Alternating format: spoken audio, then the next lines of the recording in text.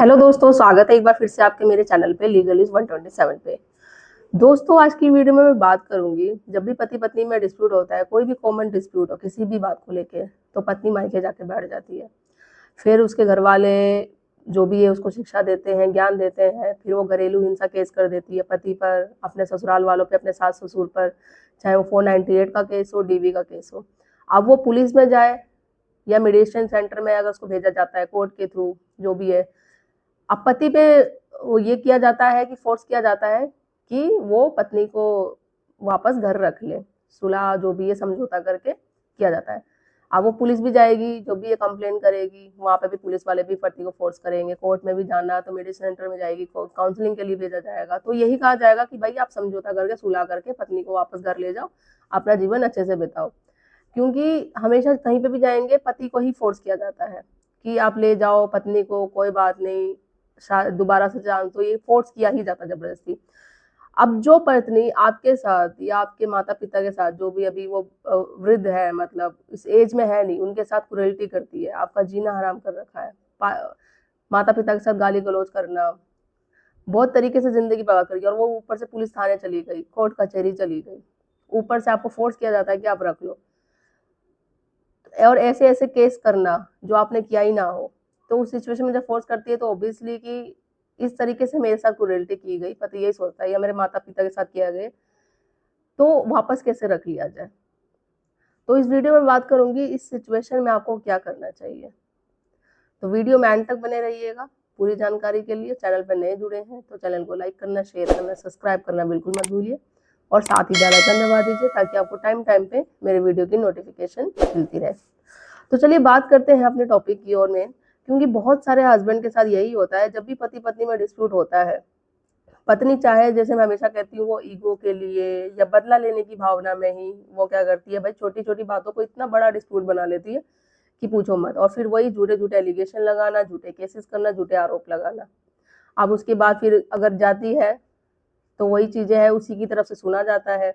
क्योंकि आप सबको पता है अब कि अगर हम पति लोग हैं जो जो जाएंगे कोर्ट में, तो वही कहेंगे भाई हम कंप्लेंट देंगे तो हमारी तो कोई सुनेगा ही नहीं, हमारी कंप्लेंट नहीं, एफआईआर नहीं, कोई कुछ नहीं लिखी जाती। अगर पत्नी चली गई कोर्ट में, थाने चली गई कहीं पे भी, तो उसी को सुना जाता है, वो यही बोला जाता है, हाँ सच में पति ने इसके साथ अत्याचार किया होगा। तो उसको यही फोर्स किया जाता है, बहुत ज्यादा फोर्स किया जाएगा, बहुत ज्यादा फोर्स, कि आप रख लो, कोई नहीं। आपको डराया जाएगा, धमकाया जाएगा कि पुलिस वाले ऐसे ही करेंगे कि आप जाके रखो, पत्नी को माफ करो, कोई बात नहीं, हो सकता है, जरूरी नहीं है कि वो जो बोल रही हो वो झूठी बोल रही हो, तुम सच हो, तुमने किया होगा जब भी तो वो थाने आई है ना। इस तरीके से किया जाता है, और ये सच है, रियलिटी है।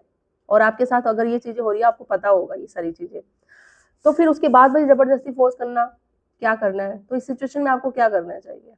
देखो, अगर आपके साथ जब भी पत्नी थाने चली गई, कोर्ट चली गई, ठीक है, तो आपको क्या करना है। तो उसके बाद कोर्ट के थ्रू आपको अगर मेडिएशन सेंटर भेजा जाता है, काउंसलिंग करवाई जाती है, क्यों कि बोला जाता है अपनी पर्ची को रखो, बहुत फोर्स किया जाएगा, तो आपको क्या करना है, आपको साफ मना कर देना है कि नहीं भाई मैं नहीं रख सकता। जिस पत्नी ने मेरा जीना हराम कर रखा है, मेरे माता पिता के साथ गाली गलौज करती है, उन्हें डराती है, धमकाती है, इतना अत्याचार कर देती है, क्रूरल्टी करती है, और हम पे झूठे झूठे आरोप लगाती है, ऐसे ऐसे केसेस जो मैं सोच नहीं सकता था, ऐसे ऐसे एलिगेशन, और जिसके उसके पास कोई प्रूफ ही नहीं है, और जो हमने किया ही नहीं है, वो यहाँ तक ये सब चीजें बोलो कि वो सुसाइड करने की धमकी देती है। अभी तो उसने हम पे झूठे आरोप लगाए हैं, कल जाके अभी वो सुसाइड करने की धमकी देती है, कल तो हम सुसाइड केस में फंस जाएंगे, फिर कैसे बाहर निकल पाएंगे। तो ऐसी पत्नी को मैं क्यों साथ में रखूं, जिससे मुझे खतरा है, मेरे माता पिता को खतरा है, तो मैं ऐसे वापस नहीं रख सकता। हमारे समाज में, हमारे परिवार में क्या इज्जत रहेगी जो पत्नी इतने आरोप लगा के, इतने झूठे झूठे एलिगेशन लगा के, इतने झूठे केसेस करके थाने चली गई, और फिर आप कह रहे हो कि मैं उसे वापस रख लूं, वापस घर में लेकर आए। तो नहीं, ऐसे तो मेरे मेरे माता पिता को तो सबको ही खतरा है। ऐसे मुझे जीवन चाहिए कि मैं अपना जीवन, मेरे माता पिता का जीवन शांति से रहना चाहता हूँ, और इसके लिए है कि मैं इसे वापस नहीं ला सकता।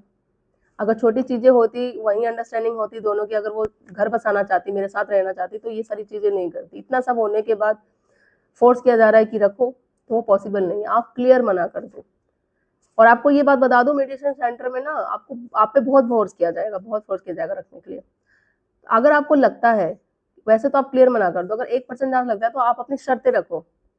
क्योंकि होता है कुछ केसेस में ना, पत्नी को रियलाइज होता है कि हाँ भाई मैंने बहुत बड़ी गलती की, इसलिए पति मना कर रहा है, मेरे सास ससुर मना कर रहे हैं, मुझे नहीं करना चाहिए था, क्योंकि उसे रियलाइज होता है बाद में रहना तो मुझे ससुराल में ही है, मैंने गलती कर दी अपने माँ बाप की बातों में आके, उन्होंने जो मुझे बोला, मैंने ऐसे ऐसे केसेस कर दिए, मुझे नहीं करना चाहिए था। तो अगर लगता है कि हाँ सच में रियलाइज कर रही है, एक चांस देना चाहिए, तो आप अपनी शर्तें रखो वहाँ पे कि मुझे शर्त चाहिए, शर्तों पे बेस पे रखना है कि ये ऐसा कुछ नहीं करेगी, जो भी जजमेंट दिया जाएगा जजमेंट में क्लियर करो कि ये ऐसे ऐसे धमकी नहीं देगी, या मेरे मेरे साथ क्रूएल्टी नहीं करेगी, मेरे माता पिता के साथ मारपीट गाली गलौज ये सारी चीजें करती आई है छोटी, तो वो सारी चीजें नहीं करेंगी। अगर मेरी शर्तों के अकॉर्डिंग चलती है, लिखित में सारी चीजें देती है, तो मैं सोच सकता हूँ ले जाने की, अदरवाइज मैं ऐसे नहीं ले जा सकता। मैं अपनी जान को, अपने माता पिता की जान को खतरे में नहीं डाल सकता बिना कुछ करे। जब इसने इतने ऐसे ऐसे आरोप झूठे लगा दिए, और जब वो सुसाइड करने की धमकी देती है, कल जाके उसने अगर कल भी लिया, ठीक है, जो भी किया, तो फिर हम तो सुसाइड के केस में फंस जाएंगे, फिर तो निकलना तो पॉसिबल ही नहीं है। और मेरे माता पिता बुढ़ापे में, इस एज में कोर्ट के चक्कर अभी काट रहे हैं, उन पर क्या बीतरी होगी, कल जाके और बड़े केसेस में फंस जाएंगे, तो फिर मैं क्या करूंगा?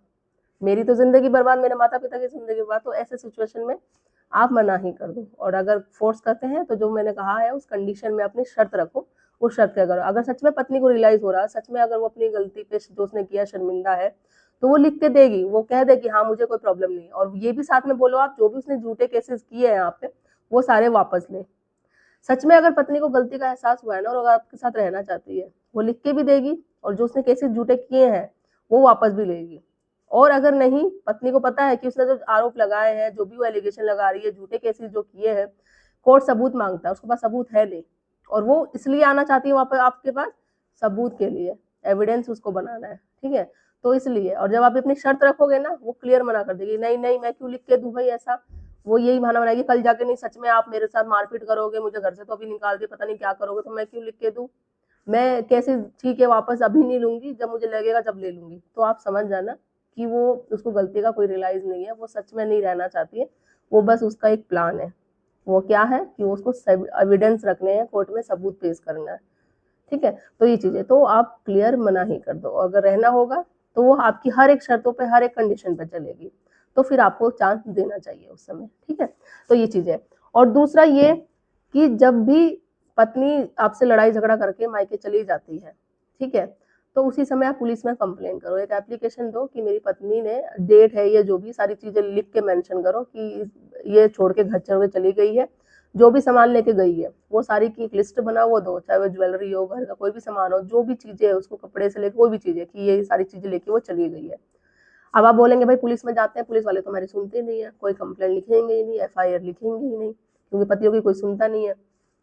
तो इसके लिए आप क्या करो, जो पुलिस हायर अथॉरिटी होती है, उनकी ईमेल आईडी पे जितने जितने भी होते हैं, चाहे वो डीसीपी हो, एसपी हो, जो भी हो, इंटरनेट पे आप ना मेल चेक करेंगे ना, पुलिस हायर अथॉरिटी की बहुत सारी मेल मिल जाएगी आपको। तो उन सबको आप मेल कर दो, अपनी जो भी आपने कंप्लेंट बनाई है ना कभी, सबको मेल कर दो, उसकी कॉपी निकाल के अपने पास रख लो। वो आगे जाके आपको काम आएगा। आप दिखा सकोगे कि मैं, अगर मेरे पुलिस में गया था, मैंने एप्लीकेशन लिखी थी, पुलिस वालों ने नहीं लिखी, तो मैंने ऐसे ऐसे जो भी पुलिस की हायर अथॉरिटी सबको मैंने मेल किया, वो सब डेट मेंशन सब कर दो, वो आगे जाके आपको काम आएगा।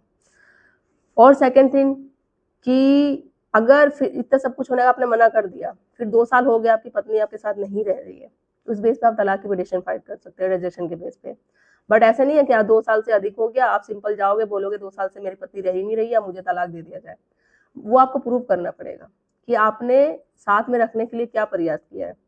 तो इस बेस में जब 2 साल हो जाएंगे ना, तो आप उस पर आपकी पत्नी से बात करने की कोशिश करो, चैट करो, मेल करो, जो भी है, उसको बुलाने के लिए। और वो उस पर मना करती कि नहीं मुझे आना ही नहीं, रहना ही नहीं है, तो वो चीज़ें आप संभाल के रखो, कोर्ट में आगे दिखाओ कि देखो मैंने कोशिश करी थी, उसने मना कर दिया।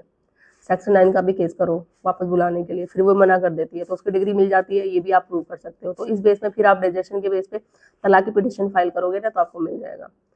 और सेकंड ये कि अगर हो जाता है ना कुछ केसेस में, भाई समझौता करने की गुंजाइश हो जाती है, पति पत्नी मान जाते हैं कि हाँ नहीं ठीक है, चांस हुआ था, वो एग्री हो गया आपकी सारी कंडीशन पे चलने के लिए, केस भी वापस ले लेगी, तो फिर सेक्शन 9 का केस करके पत्नी को वापस के लिए गिराओ। वहां से जाता है पत्नी को, और फिर उसको नोटिस भी दिया जाता है पत्नी को कि आपको इतने, एक ड्यूरेशन दिया जाएगा कि आपको वापस अपने ससुराल जाना है।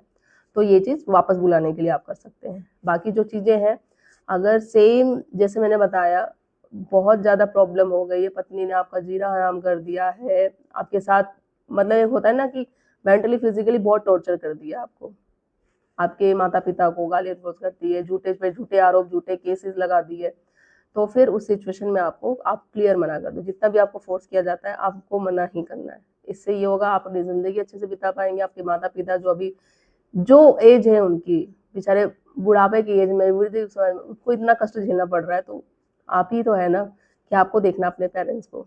ठीक है, तो वो चीज़ें आप रखो। पत्नी को अगर लगता है हाँ आपकी पत्नी है, आप बेहतर जान सकते हैं कि वो सच में उसको गलती का एहसास हो रहा है या फिर वो उसका एक नया गेम है।